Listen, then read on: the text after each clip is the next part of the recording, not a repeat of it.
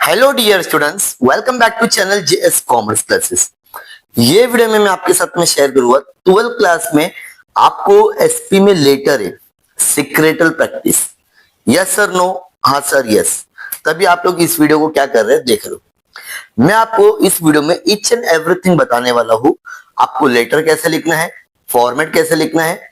अगर आप एक एवरेज स्टूडेंट हो तो जो 2 लेटर आते हैं आप लोग देख सकते हो। क्वेश्चन नंबर 7 में 3 लेटर आते हैं, ठीक है। क्वेश्चन कैसा आता है, आपको लिखना क्या है, इच एंड एवरीथिंग, ठीक है। ये फॉर्मेट होता है। सब लोग बोल तो रहे कि फॉर्मेट देख के लिख दो, लेकिन कुछ तो चेंजेस करना पड़ेगा, तभी आपको पूरे जो 10 है उसमें से 4 2 5 6 जो भी मार्क्स मिलेंगे। इच एंड एवरीथिंग के बारे में मैं क्या करूंगा, डिस्कस करूंगा। तो सबसे पहले अगर मैं बात करूं तो जिसने साल भर में कुछ नहीं पढ़ा है या अगर जिसको खाली फॉर्मेट समझना है कैसे लिखना है, तो प्लीज वीडियो को पूरा एंड तक देखना। ये मेरी गारंटी कि आप लोगों को एग्जाम में 4 5 6 7 मार्क्स मिल सकते हैं, ठीक है स्टूडेंट्स। यस और नो? यस। अगर आप लोग पहली बार हमारे चैनल पे आए students, my dear students, please channel को सब्सक्राइब कर लो सबसे पहले। अगर वीडियो पूरा अच्छा लगे तो वीडियो को एकदम एंड में लाइक कर देना, ठीक है। तो चलो शुरुआत करते हैं। सबसे पहले ये समझो कि लेटर का क्वेश्चन आता कहाँ है। ये है आप लोग का जुलाई 2025। कोई भी पेपर ले लेना आप लोग, सिक्रेटल practice 12th class Maharashtra board का क्वेश्चन नंबर जो 7 देख सकते हैं आप लोग। क्वेश्चन नंबर जो 7 है ना, वो लेटर होता है। क्या होता है? लेटर। 3 लेटर आएंगे। कितने आएंगे स्टूडेंट्स? 3। आपको कोई भी 2 लिखना है और जो अभी मैं आपको बताऊंगा सेम टू सेम लिखना है। क्या चेंजेस करना है वो जरा ध्यान से सुनना। सबसे पहले ना क्वेश्चन आपको पढ़ना है, ठीक है। फॉर एग्जाम्पल, ड्राफ्ट का मतलब भी भेजना होता है, राइट का मतलब भी लिखना होता है, अगेन ड्राफ्ट, मतलब तीनों लेटर है। तो क्वेश्चन से आपको समझ में आ जाएगा कि किसको लेटर लिखना है। आप लोगों की ना 3 चैप्टर है लेटर के। पहला है मेंबर। क्या है? मेंबर। मेंबर का मतलब होता है शेयर होल्डर, मतलब जो कंपनी में पैसा लगाए एज अ मालिक। इसके बाद में होता है डिवेंचर, मतलब कंपनी जिससे उधार लेती है पैसे लंबे समय के लिए, 5 साल 10 साल के लिए, ठीक है। एक होता है डिपॉजिटर। क्या होता है? डिपॉजिटर, जिससे कंपनी पैसा लेती है मिनिमम 6 महीने के लिए और मैक्सिमम 36 मंथ के लिए, मतलब 3 साल के लिए। ये तीनों को कंपनी को लेटर लिखना मतलब तीनों के बारे में आता है। इतना समझ में आ गया? आपको कोई भी 2 लिखना है। अगर आप चाहते हैं कि सर मुझे पूरा आउट ऑफ मार्क्स मिलना चाहिए, तो आप लोग को चैप्टर नंबर 6 7 8 यहां से कोई भी 2 चैप्टर बहुत अच्छे से पढ़ना पड़ेगा आउट ऑफ मार्क्स के लिए। लेकिन यहाँ पर मैं आउट ऑफ मार्क्स की बात नहीं कर रहा हूं। एक एवरेज स्टूडेंट है जो एग्जाम में 10 मार्क्स का क्वेश्चन आ रहा है, अगर आपको 4 to 5 मार्क्स मिल रहा है या 6 मार्क्स भी मिल सकता है, कैसे मिलेगा वो सारी चीजों को हम डिस्कस करेंगे। लेटर कोई भी रहने देना, ठीक है। आपको 2 लेटर लिखना रहेगा। कितना लिखना रहेगा? क्लियरली लिखा हुआ 2। अब दोनों में सेम क्या लिखना है, चेंजेस क्या करना है वो देखो। सबसे पहले ये ध्यान रखना है स्टूडेंट्स, आप लोग को कोई कंपनी का नाम, मैंने जो कितना नीट और क्लीन दिख रहा है, सेम आईसी होना चाहिए। सबसे पहले आप लोग का कंपनी का नाम एक बार डिसाइड कर लो और प्रैक्टिस करो लिख के। अगर आप लोग लिखोगे नहीं, डायरेक्ट बोर्ड एग्जाम में लिखोगे, तो डेफिनेटली आप ये प्रेजेंटेशन नहीं दे पाओगे एग्जामिनर को, ठीक है। कंपनी का नाम लिखना है, इसको अंडरलाइन मार दोगे और यहाँ पे इन्वर्टेड कॉमा, ठीक है।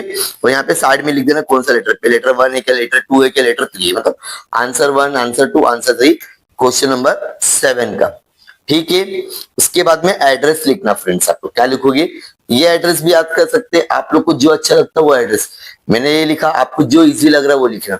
इसके बाद में CIN हैज इट इज लिखना, कंपनी इनकॉर्पोरेटेड, मतलब कंपनी का एक नंबर होता है, ठीक है। L05 ये हैज इट इज लिखना। MH का मतलब महाराष्ट्र है। ये 2000 मतलब कंपनी कब शुरू हुई थी, और PLC मतलब प्राइवेट लिमिटेड कंपनी हो गया। और लास्ट में आपको 1 2 3 4 लिखोगे तो भी चलेगा।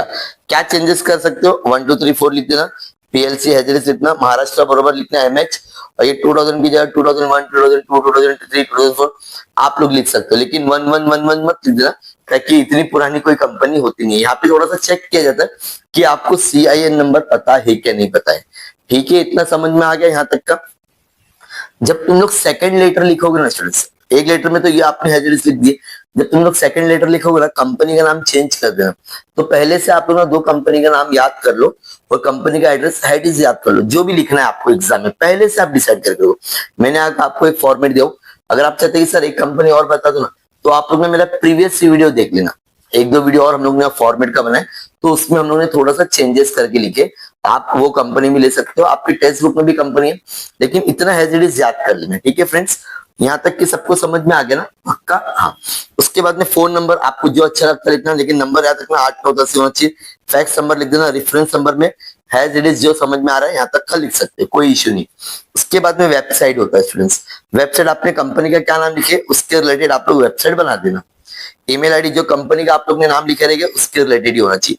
फिर डेट में याद रखना स्टूडेंट्स, क्या बोला हमने, अभी जब भी आप लोग लेटर मतलब पेपर लिखोगे, अब मुझे नहीं पता आप लोग ये वीडियो प्रीलिम के देख रहे हो, सेमेस्टर के लिए देख रहे हो या बोर्ड एग्जाम के लिए देख रहे हो। फॉर एग्जाम्पल आप लोग जो भी पेपर होगा उस दिन की डेट डाल देना। जैसे कि अगर मैं वीडियो बना रहा था 17 फेब को जो आपका बोर्ड का पेपर है, तो आप लोग लिखो 17 फेब 2026। क्या लिखोगे? 17 फेब 2026। यहां तक कि सबको क्लियर हो गया क्या? पक्का ना? किसी को कुछ भी डाउट है क्या यहाँ तक? नहीं। उसके बाद में मिस्टर जयंत मोदी, आपको जिसका नाम लिखना लिख देना, कोई इश्यू नहीं, लेकिन अच्छा खासा नाम लिख देना, कुछ भी नाम मत लिखना मतलब जिससे सामने वाले को अच्छा ना लगे। यहाँ पे सामने वाले का एड्रेस, मतलब 2 लाइन में एड्रेस होना चाहिए और 1 लाइन में आप लोग क्या लिखोगे यहाँ पर, सामने वाले का नाम। इतना समझ में आ गया? पक्का? किसी को कुछ भी डाउट है यहाँ पे टू भी नहीं आता, डायरेक्टली जिसको भेजे उसका नाम आता है। और ये लेटर ना सेक्रेटरी लिखता है कंपनी, कौन लिखता है? कंपनी का सेक्रेटरी। अब यहाँ पर आता है सब्जेक्ट, क्या आता है स्टूडेंट? सब्जेक्ट।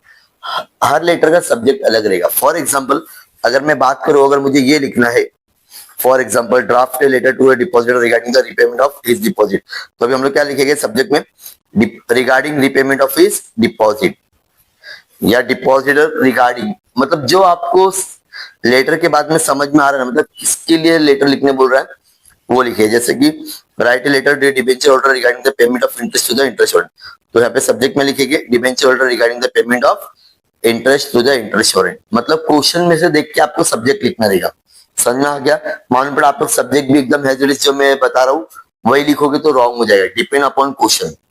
समझ में आ गया? तो यहाँ सेकंड जब लेटर लिखोगे, दूसरा लेटर लिखोगे, उसमें ये नाम भी चेंज कर देना।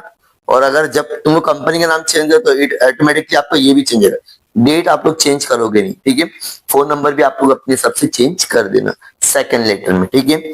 उसके बाद में यहाँ लिखना डियर सर, ये दोनों कॉमन रहेगा, ये दोनों लेटर में सेम लिखना है। I am directed by the board of director to inform you that our board meeting was held on 15 March. अब आप लोग क्या करोगे, जो भी डेट ऊपर लिख रहे हो, फॉर एग्जांपल यहाँ पर मैंने लिखा हूँ 17 फेब 2026, ठीक है? तो यहाँ पर आप लोग लिख दो 10 फेब 2026। क्या बोला मैंने? 10 फेब 2026। क्या बोला मैंने? 10 फेब। याद रखना ये डेट से ये वाली डेट पहले आना चाहिए था कि मीटिंग हमेशा पहले होती है। क्या होती है? पहले। Regarding the passing ordinary resolution, क्या है? Regarding passing ordinary resolution. उसके बाद में जो सब्जेक्ट लिखे ना वो एक बार फिर लिख देना। अब यहाँ पे पहला पैराग्राफ आपका कंप्लीट हो गया। उसके बाद में अगर आपको थोड़ा बहुत समझ में आ रहा है ना, उसके रिलेटेड जो अच्छा लगता है लिखना है, कम से कम 6-7 लाइन लिख देने का। और हम लोगों ने एक सेपरेट वीडियो बनाया हर लेटर के एक्सप्लेनेशन, खाली एक्सप्लेनेशन सुनने में क्या यार, आपको समझ में आ जाएगा क्या लिखना है। तो पैराग्राफ ये डिपेंड अपन होगा पैराग्राफ, मतलब जो तुम्हारा सेकंड पैराग्राफ होगा ना वो सब्जेक्ट के रिलेटेड लिखना, ठीक है? वो खत्म हो गया, 6-7 लाइन का लिखना, ज्यादा नहीं लिखोगे। इसके बाद में third paragraph, in case you need any further information, जरा याद कर लो है, ठीक है? ये दोनों लेटर में सेम रहेगा। In case you need any further information और explanation you can contact with us. It shall always be privileged to provide the best our service to you at time. Has it is याद कर लो students, has it is कुछ भी change करने की जरूरत नहीं रहेगी, ठीक है? थैंकिंग यू लिखने का, एनक्लोजर लिखने का, योर फेथफुली। क्या बोला मैंने? Your faithfully. अब आपने कंपनी का क्या नाम लिखे हो वो कंपनी का नाम लिखना, ठीक है? From Kishore textile. साइन लिखना कंपनी सेक्रेटरी। इसके बाद में चाहिए तो आप अपना नाम भी लिख सकते हो, जैसे फॉर एग्जांपल जितेश चावड़ा। अगर आपको लग रहा है कि नहीं लिखूंगा तो भी चलेगा, लेकिन कंपनी का नाम यहाँ पर आता है। अब जो मैं बताया हूँ क्या क्या चेंज करने का, अब आपको समझ में आ गया। मतलब ये यहां से लेके यहां तक आपको सेम लिखना है। चेंज क्या करना है दोनों लेटर में? नाम चेंज कर दो तो आप लोग के लिए बहुत ज्यादा अच्छा है। जब नाम चेंज होगा तो ऑटोमेटिकली आपकी वेबसाइट चेंज हो जाएगी, ईमेल चेंज हो जाएगा। डेट में क्या लिखना है वो बता दो, वही यहाँ पर भी डेट में क्या रहेगा चेंज वो भी बता दियो। सब्जेक्ट में क्या चेंज होने वाला है डिपेंड अपॉन क्वेश्चन रहने वाला है। और यहाँ पर भी दोनों दोनों लेटर में आप लोग क्या करोगे, अलग अलग पर्सन का अलग अलग एड्रेस। इसके लिए आप लोग पहले से याद करके जाओगे तो बहुत ज्यादा यूजफुल रहेगा। जो भी स्टूडेंट्स को अगर इसका स्क्रीनशॉट लेना तो ले सकते हो, और please please please please please अपने फ्रेंड के साथ में शेयर करना और बोलने की भाई ये एकदम इजी क्वेश्चन है, एग्जाम में आने वाला है। 10 में से मैं बोलता हूँ नहीं नहीं करके ना 2 क्वेश्चन आएंगे 5-5 के, 2.5 भी मिला तो आप कहिए। साल भर नहीं पढ़ के अगर आपको कुछ मिल रहा है 5 या 6 तो क्या है, लेकिन ये ऐसा एग्जाम में डैश डैश मत डाल के ना, रिलेटेड आपको जो समझ में आएगा ना उसके लिखना जरूर। Okay, please share this video with your friends. Thank you so much.